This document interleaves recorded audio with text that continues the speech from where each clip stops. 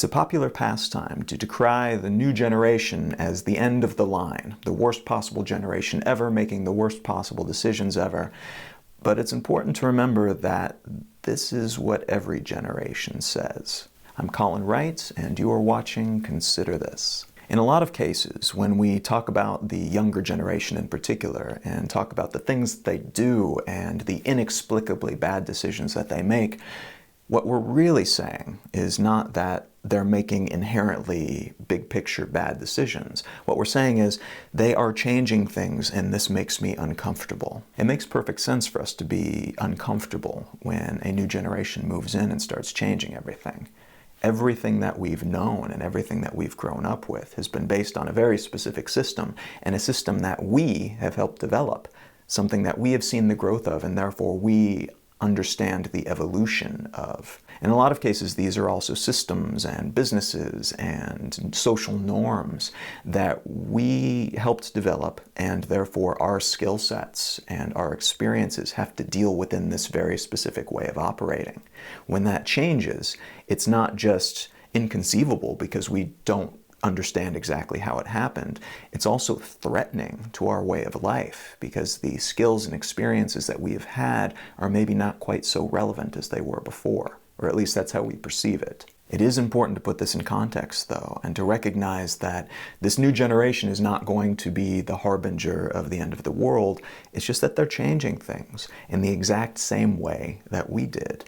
And every generation looks at the younger generation and says, oh my God, it's the end of the world. They're so stupid compared to us.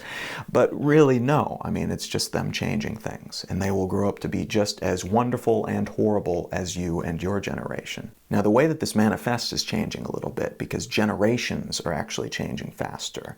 For a long time, a generation was something like 30 or 40 years. And now, because of technology and because of the sharing of information and the sharing of cultural norms, people are segmenting generations by like 10 or even 5 years in some cases. And so this generational shift is happening much faster, at least in the way that we perceive it. And as a result, we have far more people to look down our noses at. I would encourage against this whenever possible, the looking down on the next generation. One, because they are in some ways the consequence of the decisions that we've made. So any positives or negatives are partially the result of our actions and the way that we've lived. But also it's important to recognize that what we are seeing from the outside is not necessarily what's happening in an absolute sense, particularly from the inside. Their conception of things will be much different from our conception of things, and we are judging the actions that they take and the decisions that they make through the context of the world that we've lived in. To expect society to change only in ways that make us comfortable is to not expect or want society to change. To want the next generation to improve the way that we treat our environment, or to improve politics, or to change the way that the corporate structure works, without changing how they date, and without changing how they interact with the work that they do take on, and without changing the way that they respond to education and the way that that has traditionally worked, is silly. It's to say, change only the things that I want you to change, but don't change anything that makes me feel like an outsider. And in reality, if we want anything big to change, that means that a lot of us are going to start to feel like outsiders unless we evolve with this new generation that is defining things. And what that looks like, it doesn't mean going out and getting a new hip haircut. What it means is taking the things that you've learned and the culture that you've enjoyed and trying to share it with the next generation in whatever medium makes the most sense for them.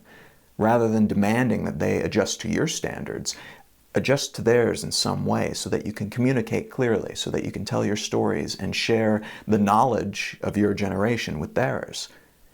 In response, as a result of this process, you'll learn a lot about who they are and why they believe the way that they believe, and you can be a bridge between these generations. You can ensure that the best of whatever your people brought to the world is perpetuated and propagated while still learning from this new generation and maybe taking whatever it is that they can teach you and teaching your peers. If we're able to be this open-minded, if we're able to be this open to new ideas, and if we're able to be comfortable with learning from people regardless of what age they happen to be, whether they are our contemporaries or people from a generation before ours, or if they're people from the next generation, then we will all be better off for it, because we will benefit from lessons that are not time sensitive and lessons that otherwise might have been discarded because the next generation hasn't made the relevant mistakes yet to learn that lesson. This is how we improve things faster, by sharing the good stuff that every generation has to offer from generation to generation to generation. Whatever strata you happen to be from, being able to enjoy the fruits of everybody's labor allows us all to live much better lives. The most difficult part of this, though, is getting over generational arrogance and being willing to look at people eye to eye rather than trying to peer down at them from what we perceive to be the heights of ethical superiority. If you enjoyed this video, a like or a share would be awesome. You can also tell me what you think in the comments below.